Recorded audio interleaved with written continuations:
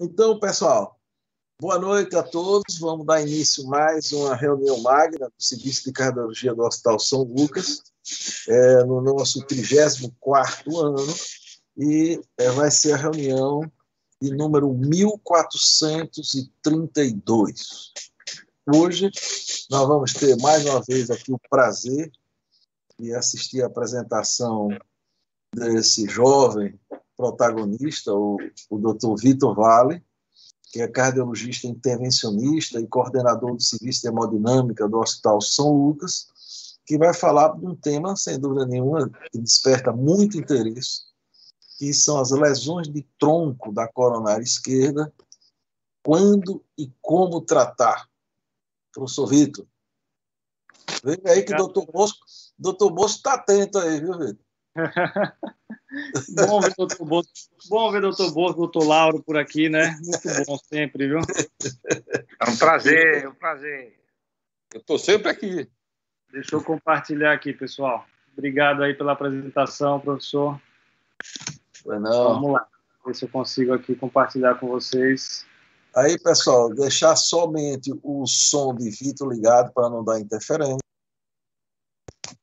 Vocês estão vendo a aula, não? Estamos. Passando o slide, estão vendo? Estamos. Só a tela. Tela com o título. Só a tela com o título? Ô, Vitor, parece que não está no modo de apresentação, né? Está naquele modo... Isso, é isso que está estranho. Quando eu boto no modo apresentação, Luiz Flávio, ele não tá ficando no modo apresentação. Você tem alguma sugestão aí, Luiz Flávio? Você tem duas telas ou uma? Uma tela só. Então, é melhor, ao invés de compartilhar a apresentação, você compartilhar a tela. A tela, isso mesmo. Descompartilhe, compartilhe de novo, aí escolha a tela ao invés da apresentação. Às vezes dá esse problema. Ok, vamos ver aqui. Isso só tem esse problema de compartilhar a tela, só tem problema quando o pessoal recebe o Zap pela tela. Normalmente é com Mac, né? É o Mac é danado. Agora, perfeito. Bom, vamos falar desse tema importante aí, que é a lesão de tronco. É um tema que ainda gera muita dúvida, né, de quando indicar o tratamento, como fazer esse tipo de tratamento. A gente tem várias opções disponíveis, né? E, para começar, vamos falar das particularidades do tronco da coronária esquerda, né? O tronco ele é responsável por pelo menos 2/3 do suprimento de sangue ao coração, né? Estamos falando da coronária esquerda, então é uma coronária de extrema importância, né? Ele geralmente é um vaso muito calibroso, tá? Ele tem em média 4,5 milímetros de calibre, né? Enquanto que as artérias epicárdicas têm em média 3 milímetros.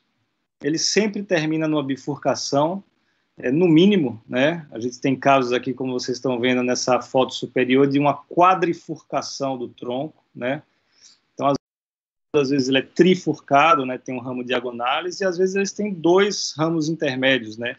E isso agrega complexidade no caso de um tratamento percutâneo para esse tronco, né? Geralmente, como é um vaso calibroso, ele requer um alto volume de placa, né, para causar estenoses significativas. Então, eu estava falando que é um vaso que requer um alto volume de placa, né, para causar estenoses mais significativas, né, pelo calibre dele, e tem toda uma tendência a ter uma dificuldade diagnóstica, né, em relação às lesões de tronco, porque geralmente o tronco é geralmente curto, né, ele não tem uma referência muito precisa, né, quando a lesão é difusa, né, e a localização da lesão importa muito, né, para a gente escolher o tipo de tratamento desse tronco, pelo menos para o tratamento percutâneo, né. Então, assim, lesões de haste de tronco, nós geralmente tratamos com uma certa facilidade, com um stent só, sem envolver a bifurcação, assim como lesões de corpo do tronco da coronária esquerda. Mas já as lesões de bifurcação distal, né, ou seja, o tronco distal envolvendo os ósteos coronarianos da DA e da CX, né, essas lesões são mais desafiadoras para o tratamento percutâneo. O arsenal de material a ser usado é um arsenal maior, né, são 2 a 3 fios guias, o catéter com diâmetro maior, e normalmente, não invariavelmente, a gente precisa de 2 stents para fazer esse tratamento, certo?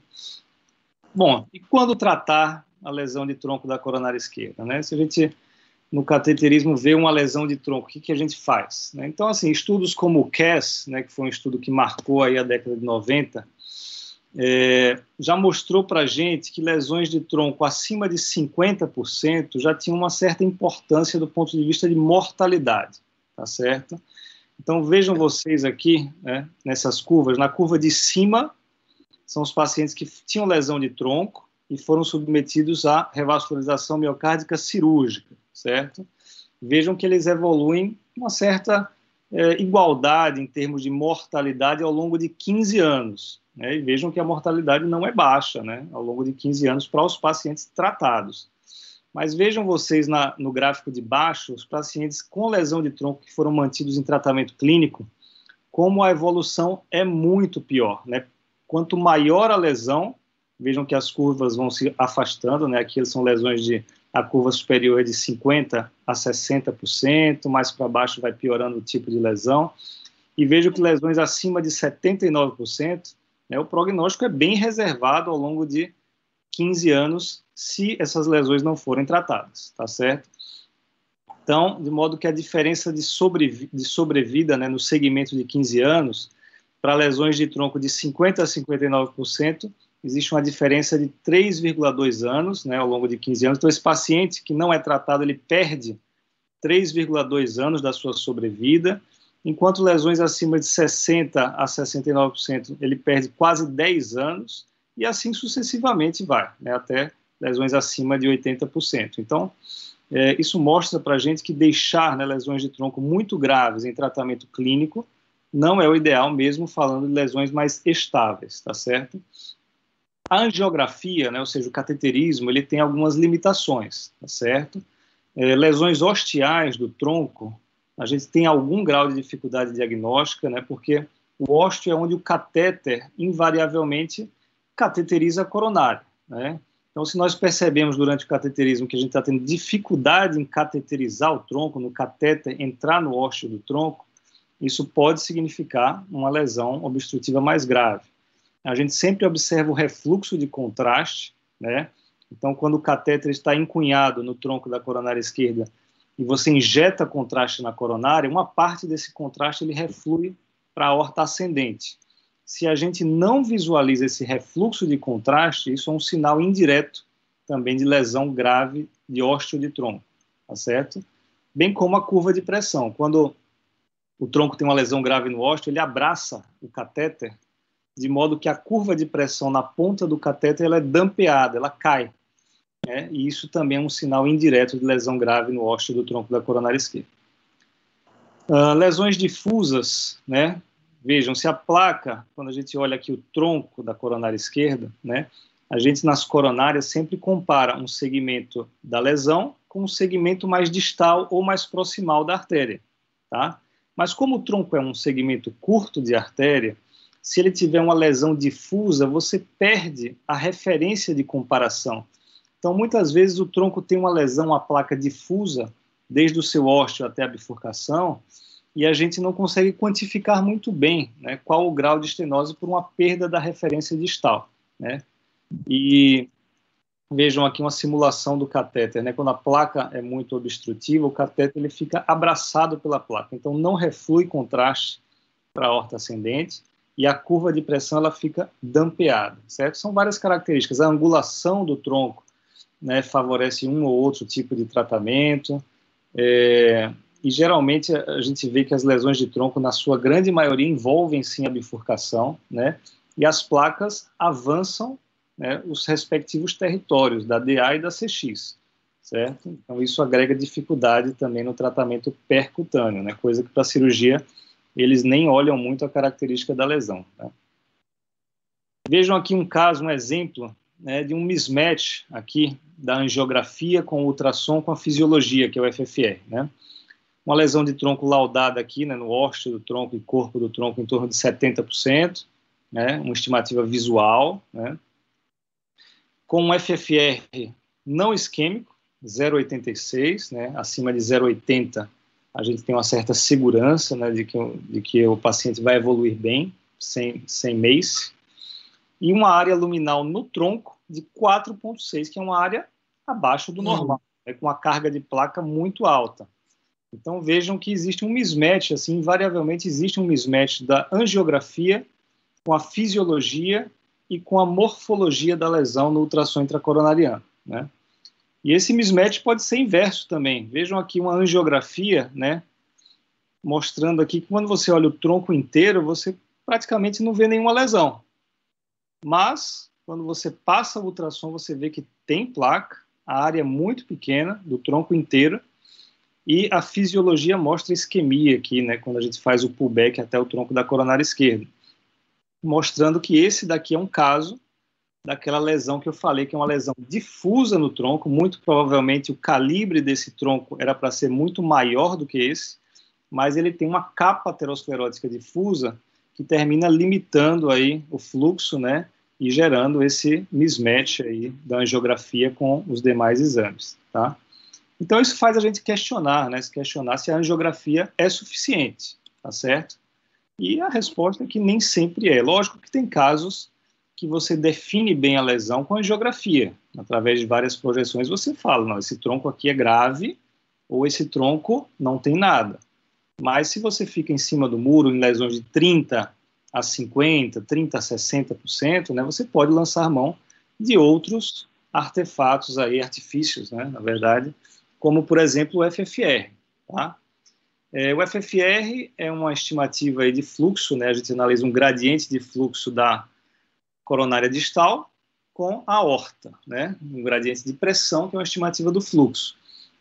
E vejam esse trabalho aqui interessante, com algumas lesões de tronco, né? 63 lesões de tronco, em que foram feitas a estimativa visual pelo QCA, né? Que é o QCA, que a gente chama, que a gente quantifica visualmente, angiograficamente na máquina, quanto que é a lesão, e em todas essas 63 lesões, né, foi feito o FFR do tronco.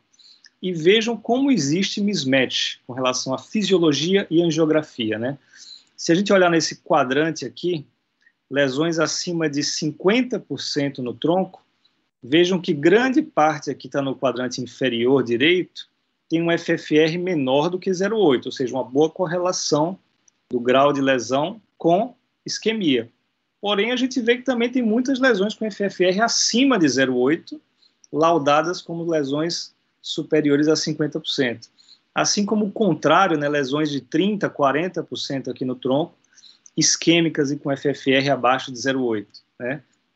Então, vejam que o mismatch acontece. Se a gente não for cuidadoso na angiografia, no cateterismo, esse mismatch pode ser cada vez mais frequente e a gente levar a indicações aí de revascularização, né, sem necessidade. Muitas vezes a gente vê, né, mamária fechada porque o paciente, na verdade, não tinha muita lesão. Né.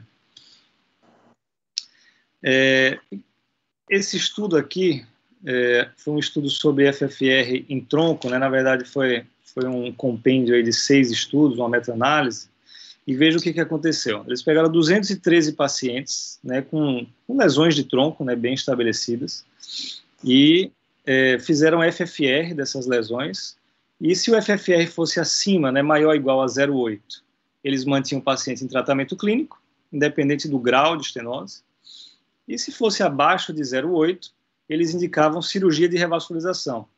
E vejam que a sobrevida aqui, né, a mortalidade é praticamente igual nos dois grupos, ou seja, o paciente que tem um FFR maior ou igual a 0,8, ele evolui tão bem quanto um paciente isquêmico tratado, né, revascularizado, né, tanto em questões de mortalidade quanto de MACE, né, que aí tem infarto e AVC também no desfecho composto, tá certo? Então são semelhantes, né, esses tratamentos. Só que o FFR em lesões de tronco, ele pode ter uma interpretação mais complexa, certo? Por quê? Por que motivo? Né? Quando a gente avalia um gradiente de pressão e de fluxo através de uma lesão, né, geralmente as lesões de tronco, o paciente também, mais de 50% das vezes, ele tem lesões nas outras artérias. Né? Ele é um bi ou triarterial, em conjunto com a lesão de tronco. Então, se você coloca o transdutor do FFR para tentar analisar só a lesão de tronco, ou seja, se você coloca o transdutor aqui na corda guia nesse ponto, para tentar ignorar a lesão da DA, por exemplo, você pode ter um FFR acima do esperado. Por quê? Porque justamente quando o sangue fica nessa região, a pressão aqui dentro está um pouco mais elevada por causa, né, da lesão da DA. Então, a lesão da DA faz o sangue ficar um pouco mais parado aqui, isso aumenta um pouco a pressão aqui proximal, né? Isso pode falsear o gradiente de pressão entre esse ponto e o ponto aqui mais ostial do tronco. Então, assim, a interpretação do FFR em lesão de tronco não é tão simples, né, porque leva muito em consideração as lesões da DA e da CX, que tem uma interferência direta no FFR das lesões de tronco. Praticamente é muito difícil você analisar o tronco isoladamente através do FFR, certo? Tem uma série de tips and tricks aí que a gente tem que estar atento, mas são coisas mais específicas, tá certo? Bom, falamos de fisiologia, né? Sem dúvida nenhuma, o ultrassom intracoronariano é uma ferramenta importante, nós usamos bastante, mas temos que ter muito cuidado, né, em como interpretar os achados do ultrassom, certo? Não invariavelmente, a gente tem alguns achados de ósteo de tronco, né, que nós mesmos, através da experiência, já achamos que não tem lesão, né, mas assim, é aquele ósteo que tem uma angulação, né, muito elevada, né, da saída dele da aorta ascendente, né, ele é como se ele subisse e depois mergulhasse para baixo, né, para dar a DA e a CX, e essas angulações, assim como remodelamento negativo, né, podem ser interpretadas como lesões ateroscleróticas, né, e muitas vezes não são. Vejam essa lesão aqui angiograficamente importante, mas quando você passa o ultrassom, você vê que não tem placa aterosclerótica, tem sim um remodelamento negativo do tronco, né, do ósteo do tronco, por se tratar de uma lesão, de uma camada muscular mais thick, né? Fugiu a palavra agora. Mais espessa, maior, né? Uma camada muscular mais espessa. Obrigado, Isla. Uma camada muscular mais espessa, né? Por vir da aorta. Então, isso às vezes causa um remodelamento negativo no tronco, sem placa aterosclerótica. E pode ter um impacto prognóstico, pode ter impacto de sintomas no paciente, mas a gente não tem como colocar um stent aqui, tem placa. Então, muitas vezes, a morfologia da estenose é importante, né? Pacientes que fazem radioterapia também, né, podem ter esse tipo de lesão com remodelamento negativo, né, sem ter aterosclerose. Então, a imagem intravascular ajuda a gente bastante nesse aspecto, certo? Assim como casos como esse aqui, em que a gente vê uma lesão não tão grande de tronco, né, uma lesão aqui em torno de 30%, né, praticamente uma irregularidade aqui no meio do tronco, mas uma lesão com a fisiologia muito isquêmica, né, um FFR de 0,7, vejam que não tem outras lesões nas artérias, né, então o FFR é mais confiável nesse cenário, só que quando a gente analisa a morfologia da lesão, a gente vê que tem uma ruptura de placa, né, aqui é uma imagem de OCT, né, mas que pode ser um ultrassom também, que tem uma ruptura de placa, e é uma síndrome coronariana aguda que está causando uma isquemia importante por ruptura de placa, né, e angiograficamente a quantificação dessa lesão seria uma lesão discreta, no máximo moderada, né. Existe um número cabalístico aí, né, que todo mundo fala de lesão de tronco, que é em torno de 6 milímetros quadrados da área luminal mínima do tronco, né. Esse número surgiu através de estudos com ultrassom, né, um estudo pioneiro foi esse LITRO, né, que é um estudo que pegou 354 pacientes, né, um estudo multicêntrico, pacientes com lesão de tronco entre 30% e 70% angiograficamente, fizeram ultrassom intracoronariano de todos esses pacientes, todas as lesões foram estudadas, e aí eles dividiram, né, eles colocaram um corte aí de 6 milímetros quadrados para indicar ou não intervenção nesses pacientes, tá certo? Se o paciente tinha uma área maior do que 6 no tronco, esse paciente não ia para revascularização, tá? E se o paciente tinha uma lesão, uma área menor do que 6, esse paciente era indicado revascularização, seja percutânea ou através de revascularização cirúrgica, né? Cirurgia de revascularização. E vejam que interessante. Os pacientes com área luminal mínima maior do que 6 evoluíram muito bem, né? Aqui em 2 anos, né, um segmento em torno de 2 anos, 97,7% dos pacientes tiveram uma sobrevida aí em 2 anos, quando a área era maior do que 6, tá certo? E muito semelhante aos pacientes com área menor do que 6 e que foram revascularizados, tá certo? Quando a gente fala de MACE também, ou seja, morte, infarto e AVC, né, a gente vê que são dados semelhantes. Mas quando a gente compara os pacientes que têm uma área maior do que 6 com os pacientes que têm uma área menor do que 6 e não foram revascularizados, né, foram poucos pacientes, é claro, mas esses pacientes com área menor que 6 que não foram revascularizados, eles evoluíram pior, eles morreram mais, né, do que o paciente que tinha área maior que 6. Então, assim, esse número cabalístico surgiu a partir desse trabalho, tá certo? O Alexandre Abizaide aqui no Dante também fez um trabalho semelhante a esse com ultrassons, chegou num número muito parecido de 5.9, tá certo? Só que vejam que é um trabalho que muito mais dá segurança para os pacientes que têm uma área maior do que 6, do que indica um tratamento em pacientes que têm uma área menor do que 6, tá? Até porque no mundo a gente tem populações muito diferentes, né? E os estudos com a população asiática, né, na Coreia do Sul e no Japão, né, mostram que o cutoff assim, da área para intervenção de tronco, né, baseado no FFR, é em torno de 4,8 milímetros quadrados. Vejam que é muito abaixo do que 6, esse ponto de corte, né? Então, isso varia muito ao redor do mundo. Existem trabalhos com 7,5, né, nos americanos, trabalhos com 6 aí nos espanhóis, trabalhos com 4,8 de área para os asiáticos. Então, assim, não existe um número cabalístico, tá certo? Cada caso tem que ser analisado com a maior quantidade de informações possível. Fisiologia, exames de estresse, sintomas, morfologia, angiografia, né? Tudo é um conjunto, né?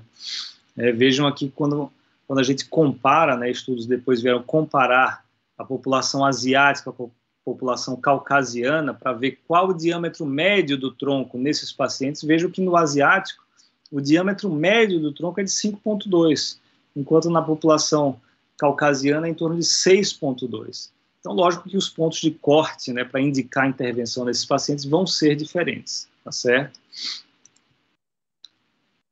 Uma coisa é praticamente estabelecida, né, na cardiologia intervencionista, que é que a importância do ultrassom para o tratamento, né, já é bem estabelecida na literatura, que até reduz mortalidade, tá certo? Então, assim, a gente usa o ultrassom para diagnóstico, sim, para tentar estabelecer pontos de corte. Até hoje a gente não chegou num consenso, né? O único consenso é que áreas superiores a 6, esse paciente ele tem um bom prognóstico aí a longo prazo, certo? Mas qual o ponto de corte para indicar a intervenção, a gente não tem uma resposta ainda. Porém, usar o ultrassom para guiar a intervenção percutânea, né, isso reduz até mortalidade, tá certo?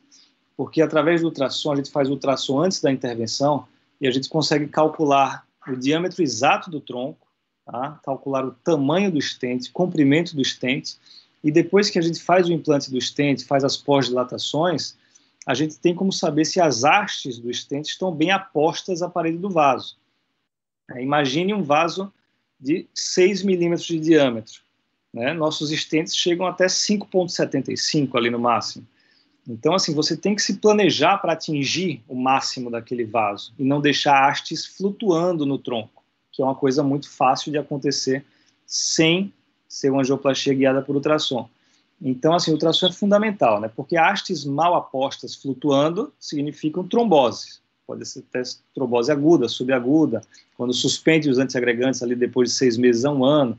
Então, isso salva vidas, né? Porque é uma trombose de tronco, né, de um estente do tronco, é um infarto com supra devastador, choque cardiogênico. Quem já pegou na sala de hemodinâmica e na urgência sabe como é que o paciente evolui, tá? Então, assim, respondendo à pergunta de quando tratar, os guidelines eles mudaram muito ao longo dos anos, né? Esse guideline europeu, que eu coloquei a foto aí, o guideline anterior a ele dividia um pouco as lesões, ele falava que para lesões entre 50% a 70% no tronco, o ideal era fazer um exame de imagem ou um FFR para se indicar o procedimento, né? Mas isso foi evoluindo e hoje em dia a gente considera mais a angiografia, né, uma angiografia bem feita para indicar esse tratamento, né, tanto o ESC quanto o ACC e o American Heart indicam tratamento de lesões de tronco para o prognóstico, né, do paciente, para lesões acima de 50%, né, mas em todas as diretrizes, todos os guidelines mencionam que o ultrassom e o FFR ajudam muito em lesões duvidosas, tá certo? Então, quando a gente tem dúvida para indicar um procedimento, a gente pode sim lançar mão da maior quantidade de métodos diagnósticos que a gente tiver, né, e fazer uma avaliação multimodal da lesão, né, junto com sintomas e com provas isquêmicas do paciente para indicar ou não o tratamento do tronco, tá certo? Bom, vou falar um pouquinho agora de como tratar esses pacientes, né? Estudos mais antigos, como o VA, né, lá dos Estados Unidos, né, estabeleceram bem, lógico, que com a terapêutica da época, né, da década de 70, que os pacientes com lesão de tronco, se fossem mantidos em tratamento clínico, evoluíam muito mal, certo? E se fossem operados, evoluíam de maneira muito melhor, tá? Isso já foi ficando na cabeça das pessoas. O CAS, que é um estudo clássico também, mostrou a mesma coisa. Pacientes com lesão de tronco grave, acima de 50%, que eram mantidos em tratamento clínico, evoluíam pior do que se os pacientes fossem tratados cirurgicamente, tá certo?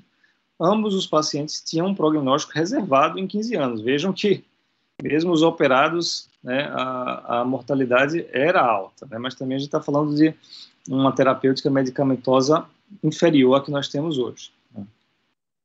De modo que a mortalidade em 5 anos gira em torno de 1/3, né, 33% a 36%, né, em algumas meta-análises, falando para a gente que o tronco mata, né, ele irriga 2/3 do miocárdio.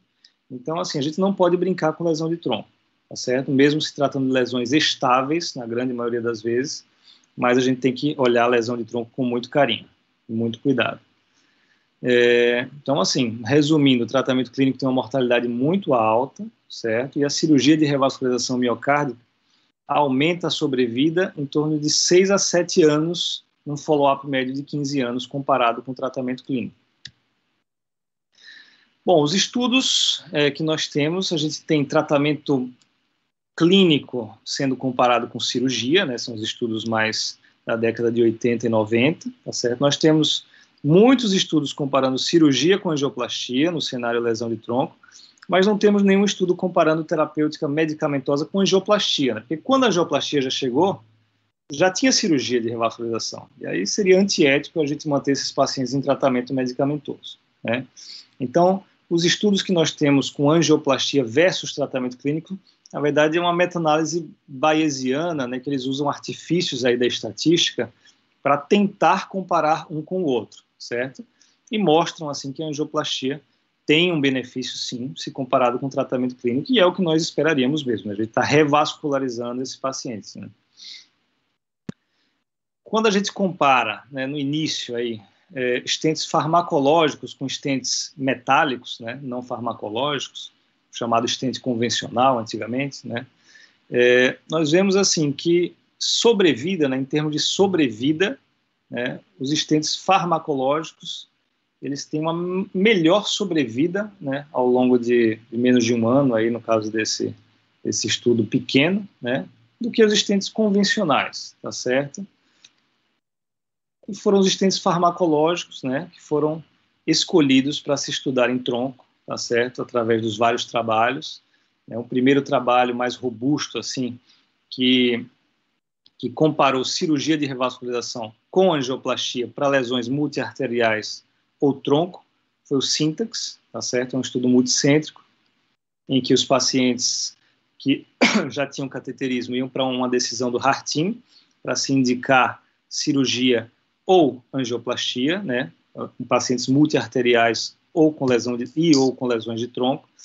E se o Heart-Team avaliasse que esse paciente era factível ser tratado por ambas as opções, ou seja, essa anatomia ela é factível para uma cirurgia de revascularização, assim como para uma angioplastia. Esses pacientes eram randomizados para cirurgia ou angioplastia. E desses pacientes, cerca de 1/3 eram pacientes com lesão de tronco. E essa análise que eu vou fazer aqui agora. Esses pacientes do Syntax Trial, eles eram analisados de acordo com o Syntax Score, né, que é um score puramente angiográfico, né, que leva em conta calcificação, se a lesão é de bifurcação ou não, tortuosidade do vaso, quantos vasos envolvem, né, se é oclusão crônica. Então, é um score angiográfico, né, anatômico. E esses pacientes tinham características muito semelhantes, uma idade média de 65 anos, diabetes em 22%, né, eram características muito semelhantes entre o grupo cirúrgico e o grupo Taxus, tá? E o grupo Taxus é o nome do stent, por isso que o nome é Taxus. Os pacientes que tinham lesão de tronco geralmente tinham lesões em mais 2 a 3 vasos. Vejam que mais de 60% eram bi ou triarteriais além do tronco, certo? Envolvendo bifurcação em mais de 60% dos casos também. Então, a anatomia não era tão simples assim. Quando analisamos os dois procedimentos, nós vimos que o tempo de procedimento, né, lógico, a duração de uma cirurgia era maior, né, era o dobro praticamente do que a angioplastia. A quantidade de dias que o paciente ficava no hospital também era maior, né, e a revascularização completa foi atingida muito mais no grupo cirúrgico do que no grupo angioplastia, certo? Quando nós vemos o MACE aqui, né, que seria morte, infarto, AVC e necessidade de novas revascularizações, aqui em 5 anos dos dois grupos, nós vemos que não houve uma diferença estatisticamente significativa entre os dois grupos, apesar da diferença absoluta existir, né? O grupo angioplastia, aqui em amarelo, teve mais MACE do que cirurgia, mas não foi uma diferença estatisticamente significativa em 5 anos, certo? Quando nós olhamos os vários componentes, né, do MACE, nós vemos que a mortalidade foi praticamente igual, né? AVC, o grupo angioplastia teve menos AVC, isso sim teve uma diferença estatística. Infarto, o grupo angioplastia teve mais infarto, mas sem atingir uma diferença estatisticamente significativa. E quando a gente chega aqui em necessidade de nova revascularização, ou seja, abordar novamente esse paciente, o grupo angioplastia é bem superior, né, o número de abordagens do que o grupo cirurgia. Então, assim, isso já é uma coisa sabida, né, através dos estudos. Quando a gente quer revascularizar muitos vasos de maneira percutânea, a chance da gente fazer novas intervenções nesse paciente é maior do que se esse paciente colocar 1 a 2 mamárias, algumas safenas, tá certo? Isso aqui nós estamos falando de 5 anos aqui do Syntax, tá certo? Com o stent Taxus. Quando nós dividimos esses pacientes a partir do score Syntax, ou seja, o Syntax Score baixo ou intermediário, de 0 a 32, são aqueles pacientes que têm menor complexidade das lesões, né? O tratamento percutâneo se mostrou bem atrativo, né? Tanto do ponto de vista de mortalidade, aqui nesse subgrupo de pacientes foi até menor do que o grupo cirúrgico, né? Quanto nos outros endpoints, né? Bem semelhante ao grupo cirúrgico. Só que quando nós vamos para Syntax Scores acima, maior ou igual a 33, ou seja, lesões mais complexas, lesões mais calcificadas, muitas bifurcações, inúmeras lesões, a gente vê que não é bem assim, né? A gente vê que o grupo cirúrgico, né, evolui melhor do que o grupo percutâneo, tá certo? Principalmente no quesito novas revascularizações. Então vejo que a gente intervém muito mais, até o triplo, né, nos pacientes que receberam stent do que nos pacientes cirúrgicos, quando eles têm um Syntax Score acima, maior ou igual a 33, tá certo? E depois do Syntax, né, o pessoal ficou um pouco mais empolgado de fazer angioplastia de tronco, né? Vejam aqui que em 2011, na época do Syntax, aqui, houve um boom aqui de angioplastia de tronco, né? A gente foi ganhando mais confiança, explorando mais esse território, né, de tronco desprotegido. E o Syntax agora já completou 10 anos, né, em 2019, e a gente tem dados de 10 anos que mostram, no quesito de mortalidade, né, os dois grupos são praticamente semelhantes, 28% no grupo cirúrgico, 27% no grupo angioplastia, né, ao longo de 10 anos. E quando nós falamos por syntax score, ou seja, no syntax baixo, intermediário ou alto, vejam como a coisa muda de figura, né? O syntax baixo, anatomias de baixa complexidade, os dois tratamentos são equivalentes no quesito mortalidade. No syntax intermediário também. Mas em 10 anos, quando a gente coloca o syntax maior ou igual a 33, vejam que já existe uma diferença de mortalidade, inclusive, né, em benefício, né, a favor do grupo cirúrgico, tá, em relação à angioplastia. Então, as curvas seguem paralelas, mas elas abrem um pouquinho aqui de 5 a 10 anos, e isso tem uma diferença estatística aí ao longo de 10 anos.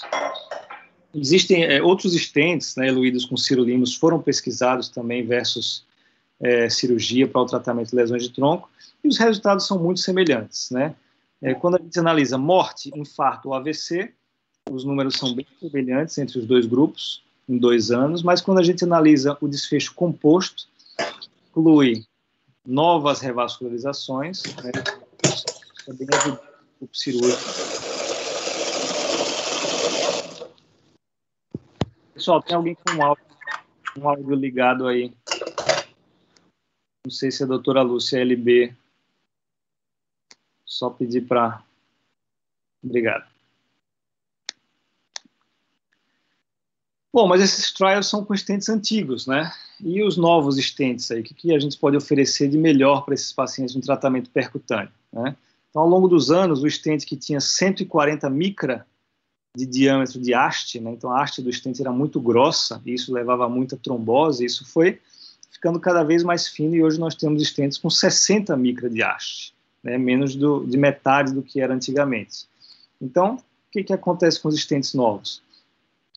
A gente vê que os stents novos, né, se comportam muito melhor, né, no desfecho composto do que o Taxus, por exemplo, que foi o stent utilizado aqui no syntax, né? Vejam que o MACE aqui com os stents mais novos é muito menor, né? Principalmente se o stent foi eluído com everolimus, que é o que nós mais utilizamos na nossa prática, né? Vejam que o everolimus ele tem muito menos trombose em um ano do que os demais stents, tá certo? E isso aqui, quando a gente olha para esse gráfico aqui de baixo, né, pacientes com angioplastia de tronco que compararam o stent Taxus, que é de primeira geração, que foi o stent do estudo syntax, com o stent Science, vejam que a gente tem muito menos trombose de stent com o Science, né, que é em vermelhinho, temos menos infarto relacionado ao vaso, temos uma mortalidade semelhante, mas numericamente inferior, mostrando que os stents mais novos, eles têm um benefício, né, com relação aos stents mais antigos. Né, vejam que no syntax, a trombose de stent aqui em 5 anos foi 10,4%, né? Trombose definitiva ou provável dos stents utilizados no syntax. Isso é uma quantidade absurda, certo? A gente não tem mais isso daqui.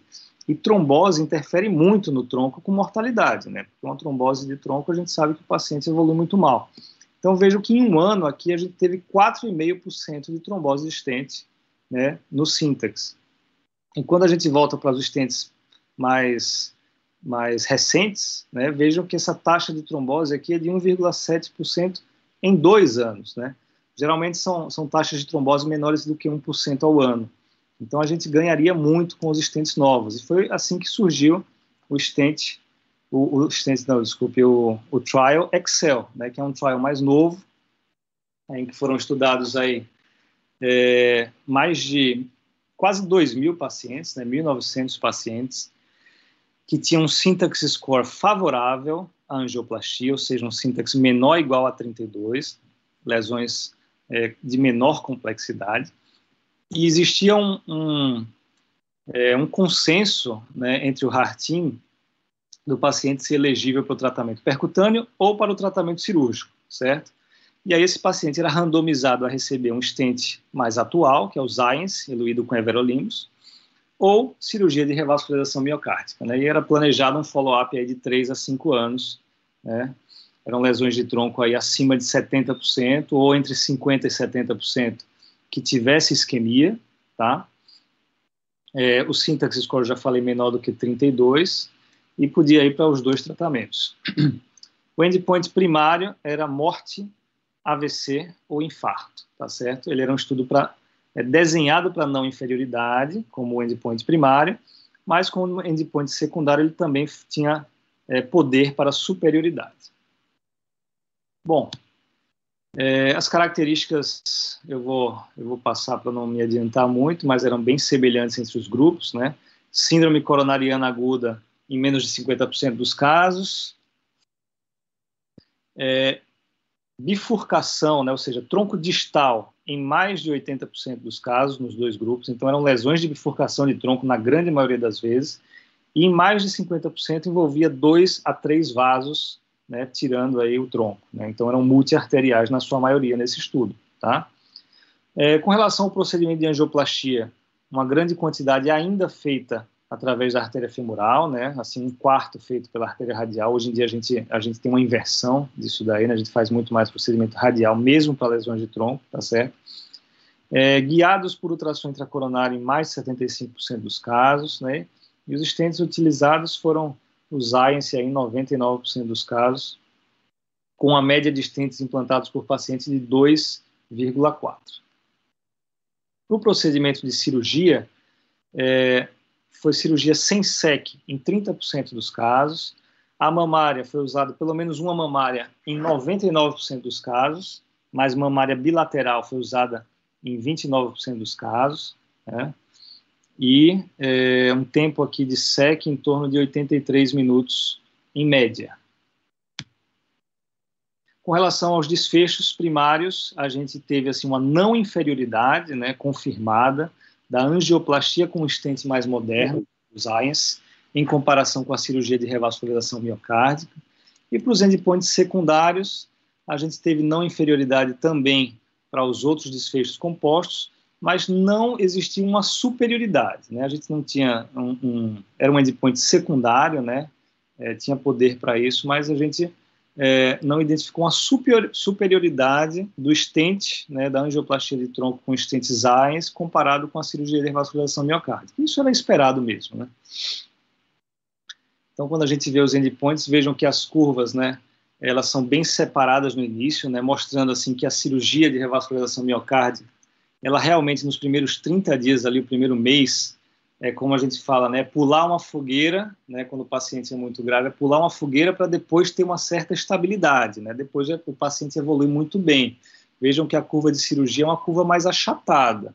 A curva de angioplastia é uma curva muito boa no início, né, o paciente evolui muito bem, sai rápido do hospital, não é entubado, passa um dia na UTI, mas depois a gente começa a ter alguns eventos aqui ao longo de 3 anos, que foi o segmento do Excel, certo?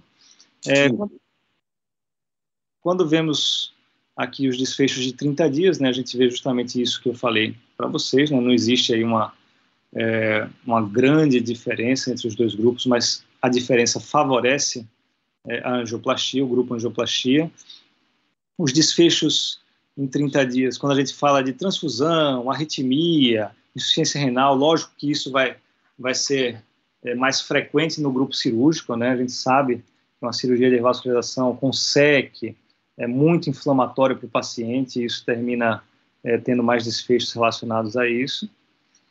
Em 3 anos, mortalidade cardiovascular muito semelhante, AVC muito semelhante, infarto muito semelhante, certo? Trombose de stent, né, com stent Zience, né, vocês vejam que em 3 anos, 1,3%, ou seja, muito menor do que no estudo Syntax, né, com stent de primeira geração, e oclusões sintomáticas de ponte, né, em torno de 5,4% nos pacientes cirúrgicos, tá certo? E quando a gente analisa os dois juntos, né, ou seja, trombose do stent, que seria fechando a nossa ponte, aí, né, a trombose do stent, e a oclusão, né, de um enxerto cirúrgico, a gente vê que a quantidade de trombose realmente foi muito menor do que de oclusão de enxertos cirúrgicos, né? Mas também a gente sabe que a trombose de stent causa muito mais morbidade do que o fechamento de uma safena, por exemplo, principalmente quando o leito nativo está pérvio, né? Temos dados agora também mais recentes, né, de 5 anos aí do Excel, né, mostrando que nos primeiros 30 dias, né, o cenário favorece a angioplastia.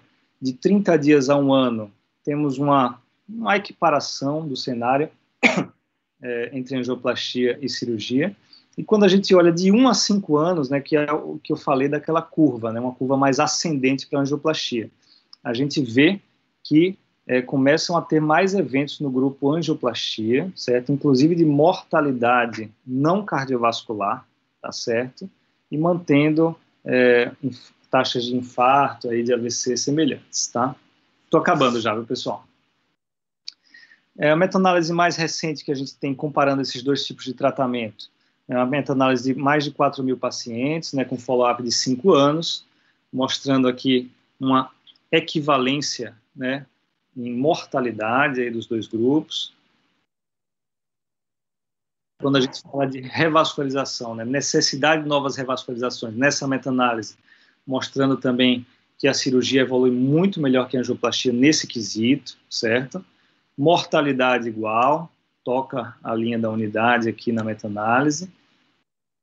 Infarto do miocárdio igual e AVC igual, né? Só o Syntax realmente que favoreceu aqui a angioplastia, mas os demais estudos praticamente iguais aí, angioplastia ou cirurgia, certo?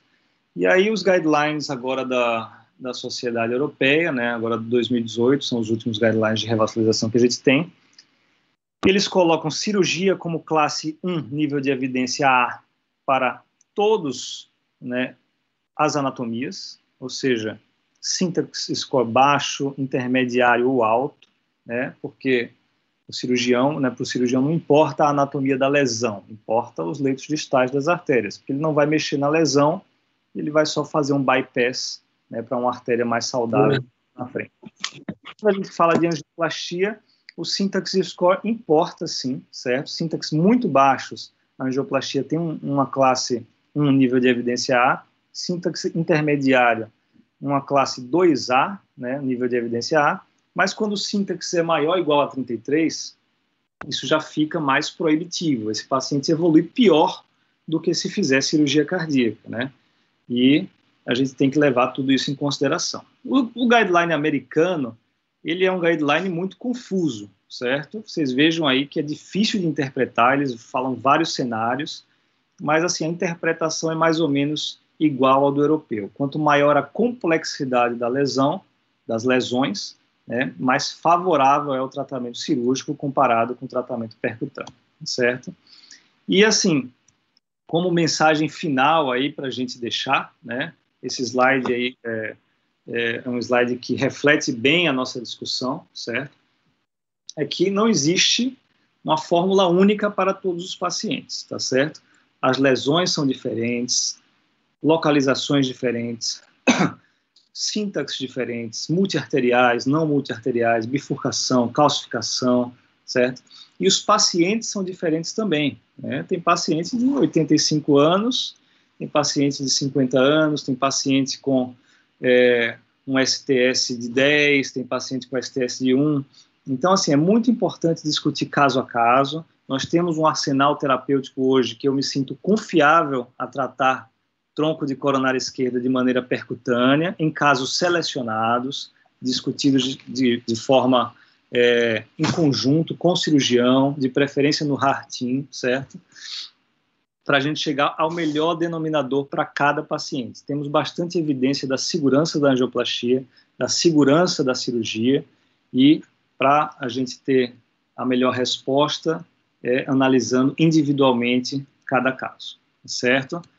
Deixo aqui para vocês como última imagem, lógico, puxando a sardinha para o meu lado, a última angioplastia de tronco que nós fizemos aqui, eu acho que foi em março desse ano, ficou bonito o resultado, e agradeço a vocês aí pela oportunidade, tá bom? Muito obrigado. Bem, gostaria de parabenizar Vitor, né, pela maneira sempre elegante e didática aí de fazer suas apresentações, né, com muita clareza, né, sem dúvida nenhuma, uma grande apresentação. Ô, Vitor, antes de abrir para a discussão, eu só queria chamar a atenção ali, quando aquele número cabalístico ali, da área, né, que foi 6, tá, nos asiáticos talvez um pouco menor, lembrar que você consegue aquele número fazendo análise da curva ROC, né, que você mostrou ali naquele do asiático. Né, quando você pegar o ponto mais distante da curva ROC, é o ponto que é usado como corte. Porque quando você botou 6 e o número cabalístico, você botou só a curva atorial de sobrevida, então não daria para ver, mas ficou bem claro ali. E, Vitor, qual é a experiência aqui do grupo nosso em relação a procedimentos aí de intervenção em tronco? Você já tem qual é o N aí? Quantos casos já tem? Olha, doutor Souza, a gente tem poucos casos, né? Se for contar, a gente tem poucos casos. Os pacientes que chegam para a gente no HART-TEAM, né, são poucos, tá? Eu acho que a maioria termina fazendo um bypass mesmo do HART-TEAM e sendo indicado cirurgia, né? São pacientes com anatomia mais complexa, então esses pacientes não chegam para a gente no HART-TEAM. Quando vem realmente, são pacientes mais complicados para discussão no HART-TEAM, é aquele paciente que a cirurgia já tem um risco muito maior, então esse paciente vai para a discussão para ver se é factível ou não a gente fazer a revascularização percutânea, certo? Então a gente tem esse viés. Quando o paciente chega para a discussão com o hemodinamicista, é porque já deu algum problema no meio do caminho, né? Ou com o cirurgião, ou com o próprio paciente, desejo do paciente. Então, para chegar lesão de tronco para nós, a gente já tem esse viés aí que o paciente é um paciente mais complicado, né? Seja de fatores de risco, né? De comorbidades, ou seja, da decisão do paciente. Então, nossa experiência, eu não diria assim que é pequena, mas também não é grande, certo? Com certeza, a gente não faz mais do que 20 angioplastias de tronco por ano aqui no nosso serviço, tá certo? Que eu considero isso um número, assim, pequeno, né? Razoável, mas pequeno, tá certo? As angioplastias que temos feito, né, os pacientes têm evoluído bem, internação muito breve, 1 a 2 dias de internação, pela radial, né? E esses pacientes têm evoluído bem. Bem, então vamos abrir aí para discussão. Tem João Rocha, Luiz Flávio, Zé Augusto. Bom, vamos pela antiguidade posto. Eu sou do Dr. Bosco aí. Vitor, meus parabéns, excelente aula. Mas eu gostaria de comentar como um médico cardiologista clínico. Depois do estudo Courage e recentemente o estudo Ischemia, as indicações, as invasões de tratamento de Revasc, a gente tem utilizado para tratar sintomas, né? Sintomas, vai para procedimento de PCI, por sintomas, etc. Na realidade, esses 2 estudos, nenhum dos 2 incluiu pacientes com lesão de tronco, Courage e Ischemia, então, lesão de tronco. Então, eu não vou pensar em paciente com lesão de tronco, tratar sintoma, eu quero mudar o prognóstico, né? Aumentar a vida. Então, quem é o paciente que a gente vai mandar para o procedimento? Estamos pensando aqui, Vitor apresentou, procedimento de PCI, intervenção percutânea.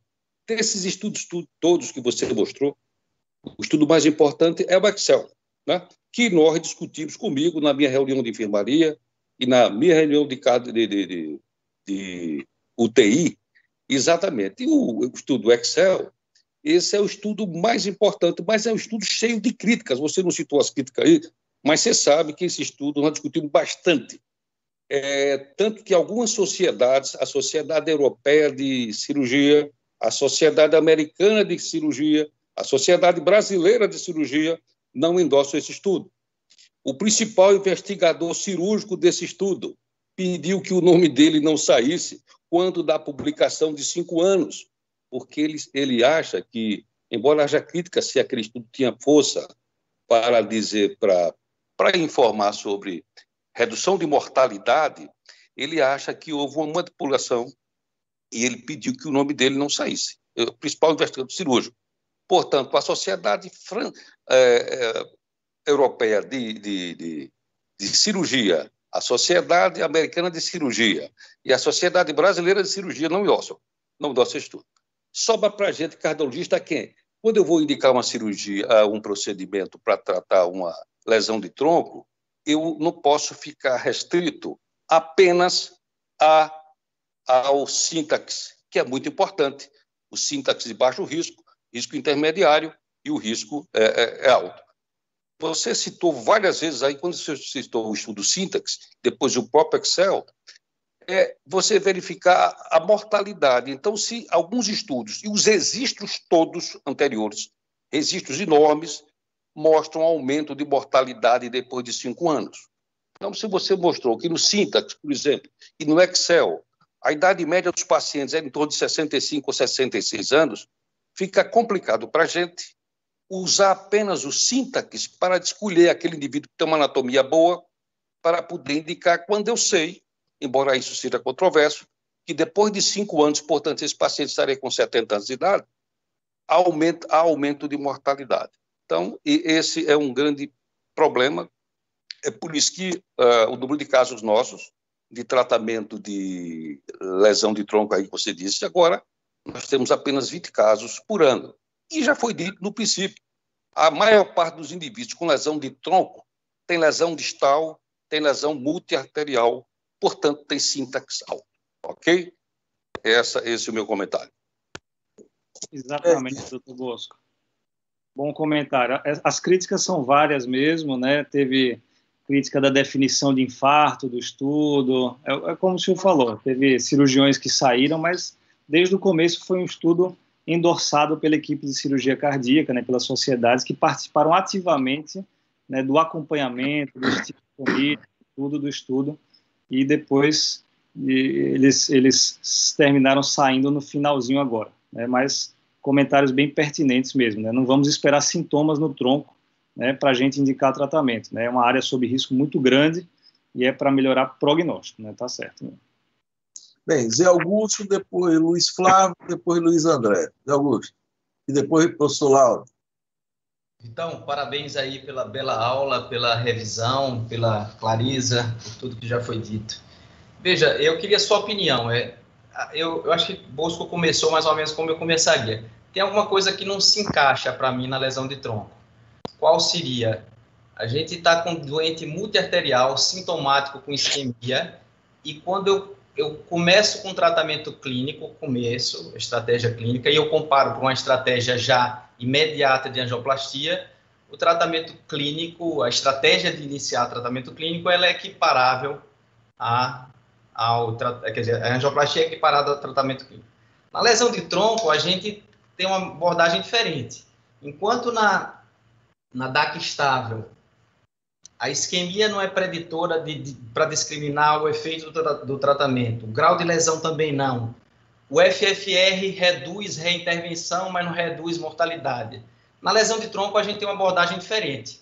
Lesão de 50%, eu já tenho que fazer intervenção. Esse raciocínio mecanístico, né, de 50% ter que fazer intervenção, porque o território é importante, ele funciona. Eu entendo. Essa é uma lógica, existe uma plausibilidade racional, lógica. Mas quando a gente vai rever os trabalhos de tronco, tratamento clínico, não existem estudos bons na era contemporânea com tratamento farmacológico eficiente. Então, é só para provocar um pouquinho, porque eu tenho certeza que em 10, 15, 20 anos vai ter um coro de 2 com tratamento clínico otimizado. E quem fala isso é o próprio William Boden, que tem revisão dele, que ele coloca isso, que a gente está seguindo um tratamento que ele até usa indiscriminado, com lesão maior de 50%, se o indivíduo é assintomático e ele não é multiarterial, porque talvez o tronco, uma coisa é tronco, outra coisa é tronco mais 3 lesões em outros vasos, sintaxe alta, etc. Então, eu acho que esse quebra-cabeça ainda está por ser montado. Não sei se você concorda. Lesão de tronco isolada, com 50%, num cara assintomático, a gente já fez isso aqui de observar.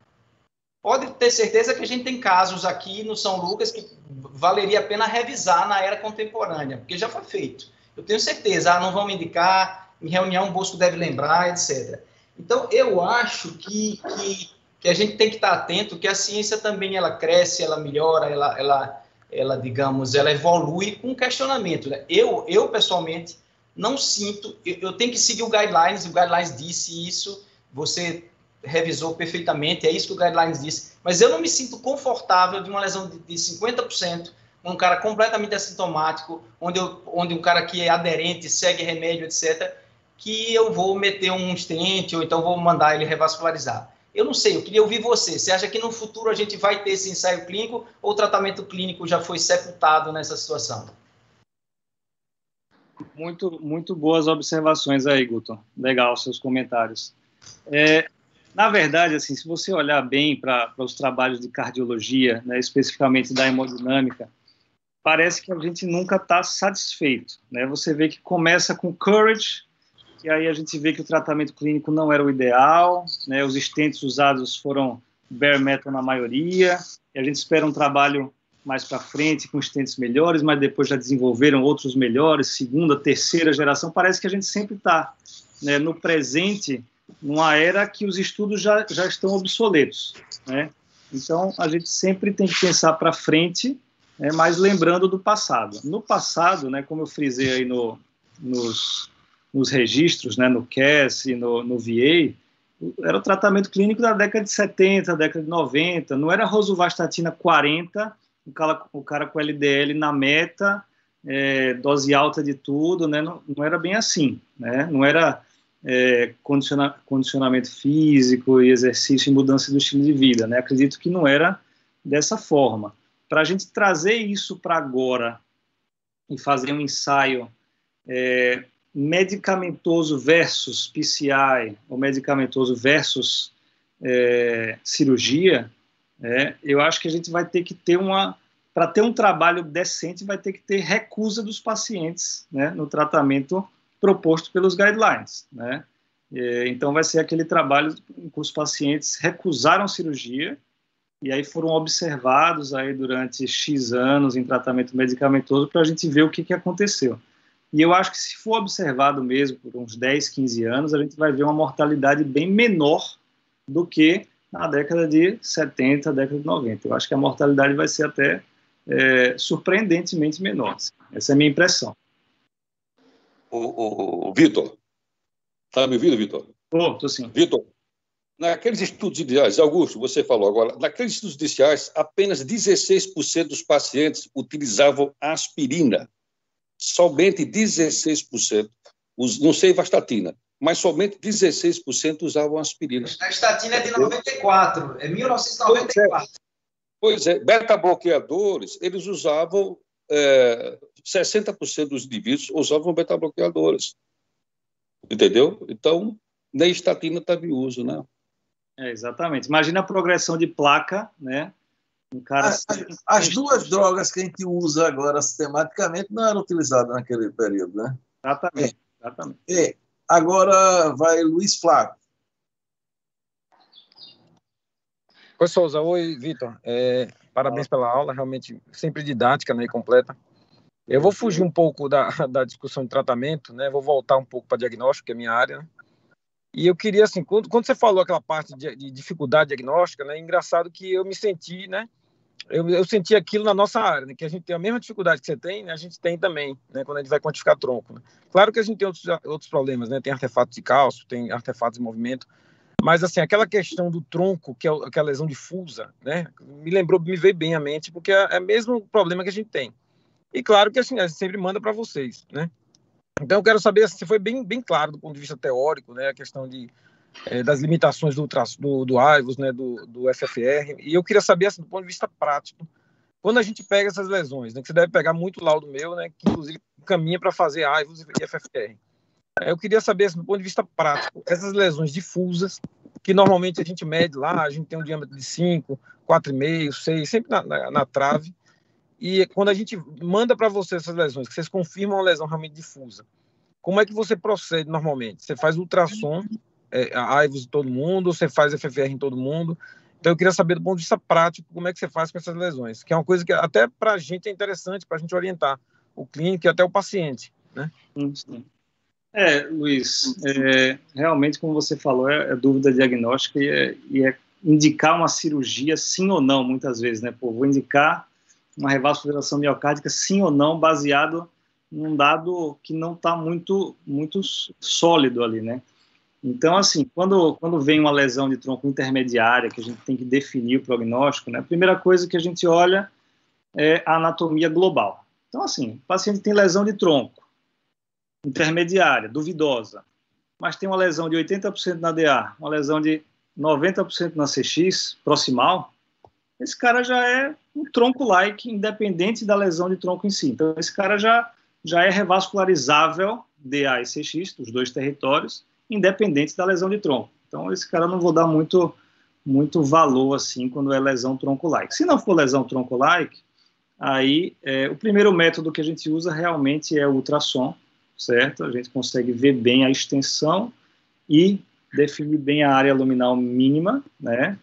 E aí, assim, a gente utiliza muito mais o ultrassom como para defer, né? Ou seja, para ficar tranquilo. Então, aquele corte de 6 é para a gente ficar tranquilo. O cara que tem uma área maior que 6, o cara vai ter uma sobrevida livre de eventos em 2 anos aí, né, muito alta, muito elevada. Então, a gente fica tranquilo. Mas mesmo com ultrassom, muitas vezes a gente se depara numa área de 5.8. Pô, 5.8 e 6. Qual é a grande diferença aí?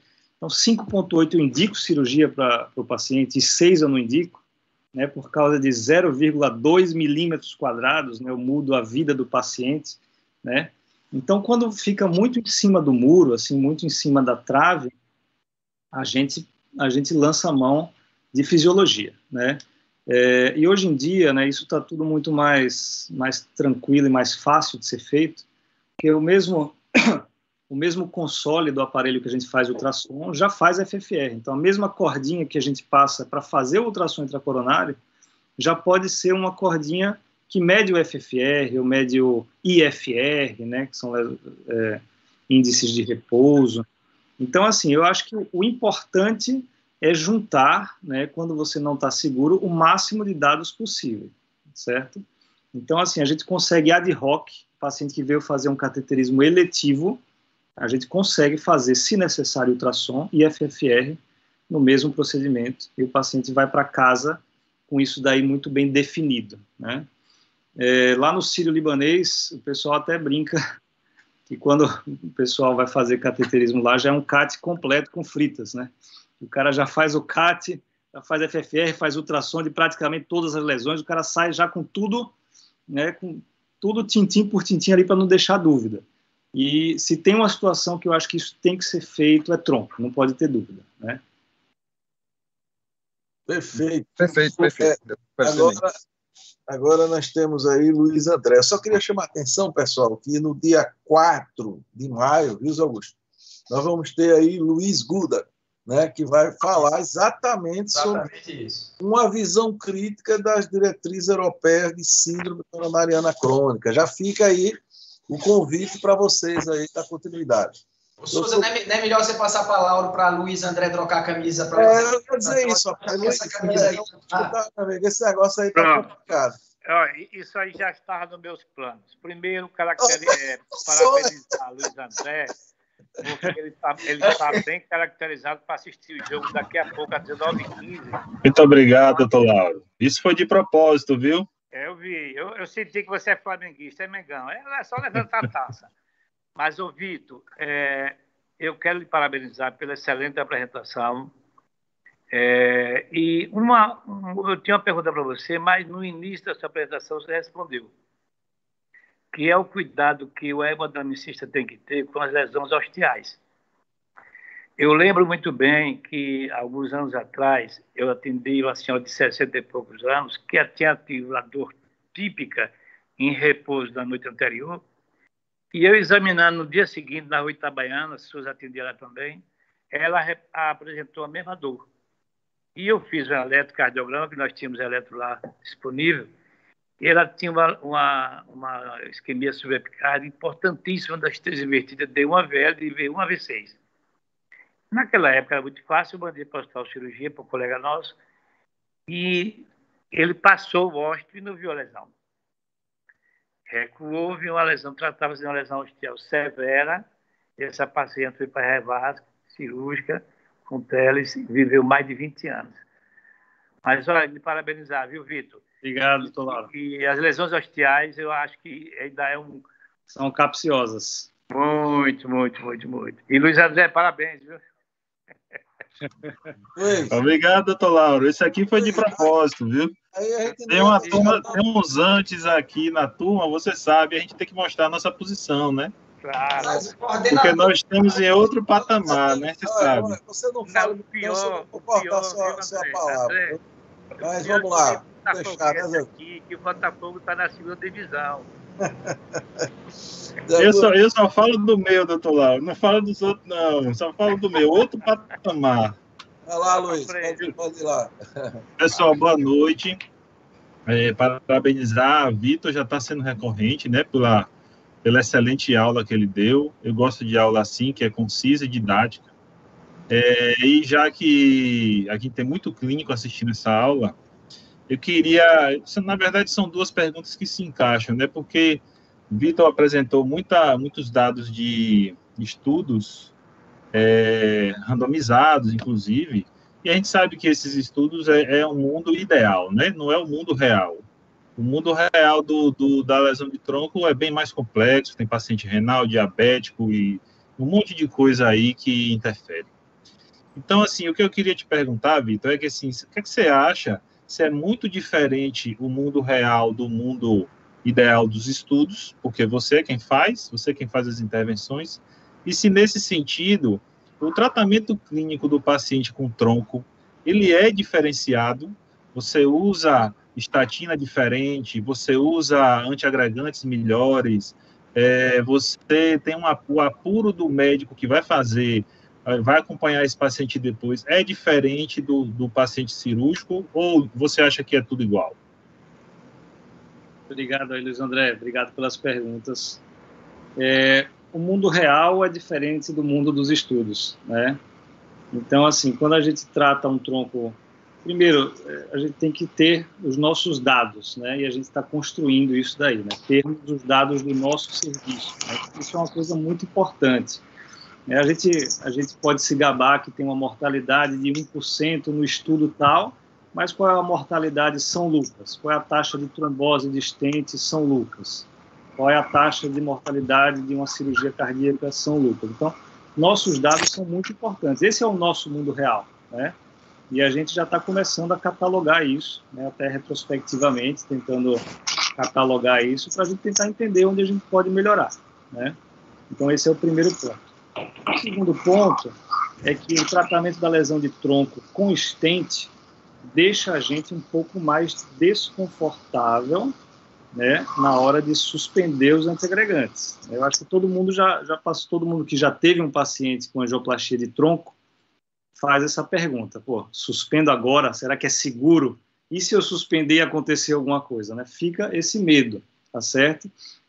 Não tem nenhum estudo robusto que possa responder essa nossa pergunta. Então, teoricamente, a antiagregação é feita pelo tempo padrão mesmo, né? Se for síndrome coronariana aguda, 1 ano. Se não for síndrome coronariana aguda, depende do tipo de stent, né? 6 meses, geralmente, aí de dupla antiagregação, 6 meses a 1 ano, certo? Mas tem vários relatos de casos de colegas na vida prática que terminam deixando, se o paciente tiver baixo risco de sangramento, dupla antiagregação ad eternum, certo? Já vi isso, né, na prática clínica, por medo, né? Muitas vezes, quando a gente coloca principalmente 2 stents ali, um para DA, um para CX, né, envolvendo o tronco. Então, quando a gente faz o tratamento da bifurcação, que isso aumenta, né, o risco de trombose de stents, né, os colegas deixam um tempo muito maior se o paciente tem baixo risco de sangramento, né? Lógico que tem que pesar esse risco aí, mas deixa ad eternum, certo? Eu não recomendo isso porque não tem evidência científica para isso. Então, minha recomendação é usar os antiagregantes normais mesmo e suspender no tempo normal, se tiver dado tudo certo. Lógico que se teve alguma intercorrência no procedimento, eu sei que o stent ficou mal expandido, porque tinha um bloco de cálcio, aí a gente pode pensar diferente, mas se deu tudo certo, vai bem. Bem, pessoal, agora o último comentário, né, do outro lado. Eu só peço licença, viu, Souza, porque agora eu vou para outro compromisso mais importante, tá bom? Um abraço, boa noite a todos. Da próxima vez eu vou cortar sua fala. Agora o doutor Roberto Barroso aí para fechar a sessão de comentários. Um contraponto aí, né, Lê? Não. Eu quero parabenizar Vitor, realmente uma excelente apresentação. Agradecer os comentários do doutor Bosco aí, que ele se adiantou na minha parte. E tem como é que se diz? Um comentário que eu ia fazer, que era justamente esse que Luiz André fez, né? É o mundo real do mundo ideal, né?